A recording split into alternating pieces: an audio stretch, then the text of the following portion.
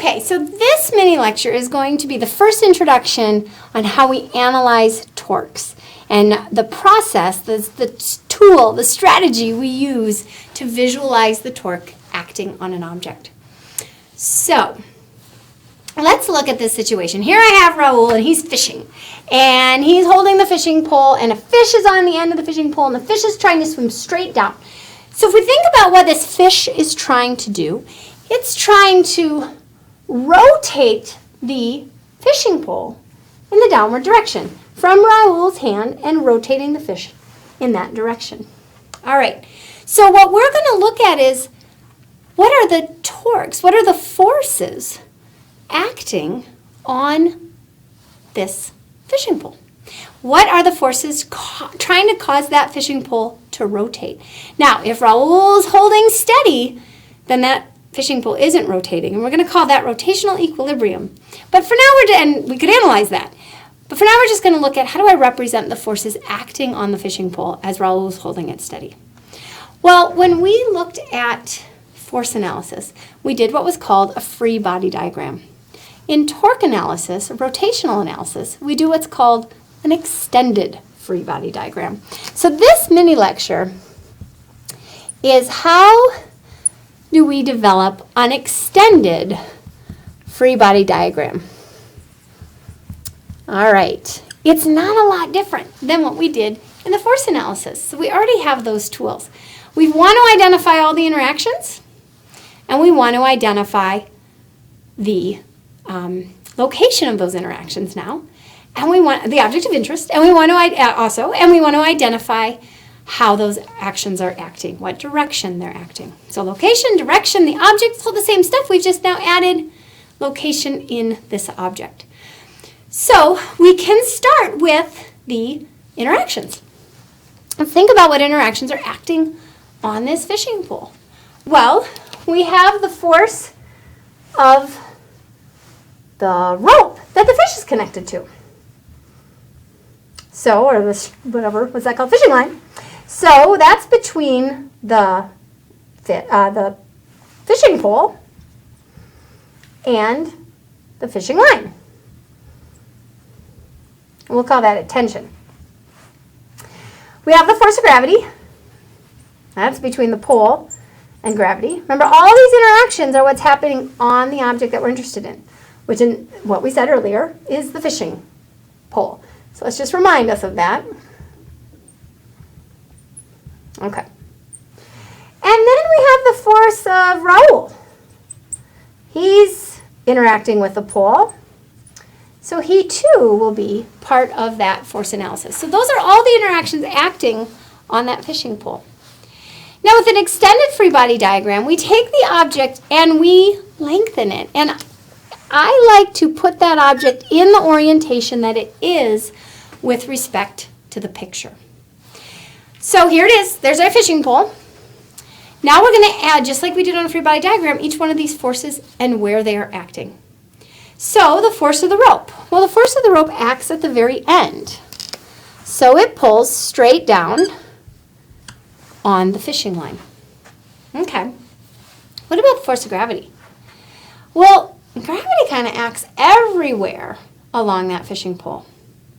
But what you'll discover in lab, or if you haven't already, depending on when you're watching this video, we talk about gravity acting at the center of mass. And there's not a mini lecture on this, but that's the model that we use, and you can look in your book and you can look online if you want to look at why we look at force of gravity acting at the object's center, and we'll also discuss this in our face-to-face part.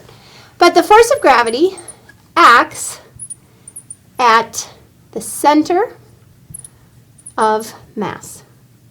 Now, we're going to assume in this example that this fishing pole is a uniformly distributed object, which means the center of mass is at the geometric center, and all that information would be provided to you if you were doing an analysis. And if it wasn't a uniformly distributed mass, you'd have to figure out where that center of mass was located. For the purposes of our class, you'll always be provided with that information, where the center of mass is located. But what we want to be thinking about is that the force of gravity acts at that center of mass. And so if I'm going to put the force of gravity on this extended free body diagram, it's going to be in the geometric center. And remember, the force of gravity is the mass times the gravity. Now, the last force is Raul. So we have to figure out where he's acting. Well, he's acting at this end of the pole. But what is the direction that he's acting? That's not as intuitive as we may think it is. In fact, it's not intuitive at all. Well, I shouldn't say at all. You might have a general idea. But because we don't really know the direction he's acting, we can remember that we have independence going on. And so even though we don't know the direction, it's possible that he has a direction horizontally and a direction vertically joined together for a common force, for his full force. So what strategy we're going to use is we're going to identify the horizontal component of Raul and the vertical component of Raul separately. Now, I have no idea if those if those lengths are appropriate, and that's okay. We're just representing a visual space right now. But it will be our strategy when we don't know the direction of a force to separate it already, and that will help in our analysis. We're going to have to separate the forces in our analysis anyway. We've already talked about doing that when we do force analysis. So having them separate is appropriate. Now, this extended free body diagram would look very much like a free body diagram if I took everything and collapsed it to the center of mass, which is the model for a free body diagram. We're not going to do that today, but that's what we're going to have to do in our analysis. So in our torque analysis that we'll talk about later, we're going to do both extended and regular free body diagrams in the same problem. So be sure you are practicing those free body diagrams appropriately. All right, so here is the extended free body diagram, where the forces are and and how they're directed. But when we analyze torque, remember, torque was equal to the force times the radius times the sine of the angle, where the angle was between the force and the radius. So let's look at that in this example. Now, if we're going to have a radius, we have to select a pivot point. Sometimes we have to be very strategic with our pivot point. And when we do full torque analysis practice, we will talk about some of those strategies. But for the purposes of just identifying things on our free body diagram, I'm going to identify the pivot point here at Raul's hand. Okay, so if the pivot point is at Raul's hand, the radius to his force is 0. And if the radius is 0, I don't even care what the angle is, because the torque that Raul is exerting with the pivot point here is going to be 0 in our analysis. But what about these other two forces? Well, the radius, remember, is from the pivot point to the force. So here's where the force is. This is the radius of the force of gravity. And the radius for the tension is from the pivot point to T. This is the radius for tension. So those are our two radii if we were going to analyze the torque of each of those two forces. Now what about that angle? The angle, how we determine the angle is important. Typically we use what's called the right-hand rule. Now just like when we did angles in our force analysis, this isn't the only way to do it. It is a consistent way, so you can always rely on the right-hand rule, but you have to be careful and make sure, one, you're using your right hand, and two, that you understand, if you use a different angle, what you're representing. With the right-hand rule, the sine of the angle will always give us the appropriate direction for the torque. And so that's a good way to do it. Similar to if we always reference our angles to the positive x-axis, we can separate them into horizontal and vertical components using cosine and sine, and it'll always give us the right direction. It's a similar analogy. If we use the right-hand rule, our calculation will give us the direction of the torque, which then we can assess if it's appropriate. So what's the right-hand rule? Well, you take your right hand, and now I'm using the reverse imaging, so that's going to be a little bit confusing maybe. So I'm going to have to watch this video and see how I can help type in the modification of it. But you take the right hand and you point the right hand in the direction of the radius. Now, we didn't really talk about radius as having a direction. It turns out it does. It's from the pivot point to the force. So if I point my right hand in the direction of my radius, the angle is from the radius if I curl my fingers to the torque. The force. So extend the radius, and the angle is when you curl your fingers to that radius. So I extend the radius.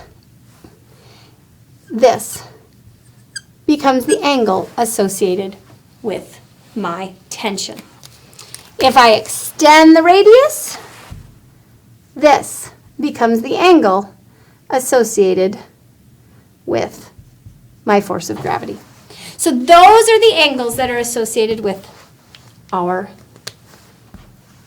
torque relationship.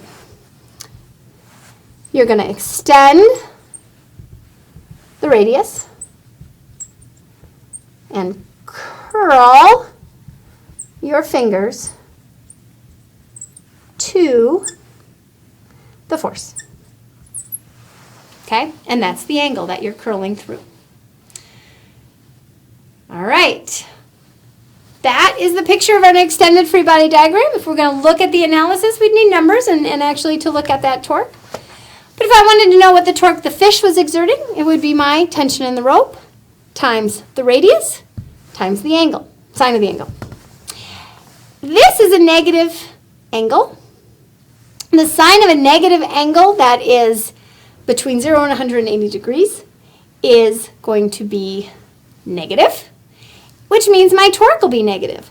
Is that appropriate in this example? Yeah, this force is trying to turn it in a clockwise direction, which is negative. So it will give us that direction of the torque. All right, that's an extended free body diagram. Taking all those interactions that we would have put on a single dot and now taking our object, extending it, and putting those interactions where they are located. Good job.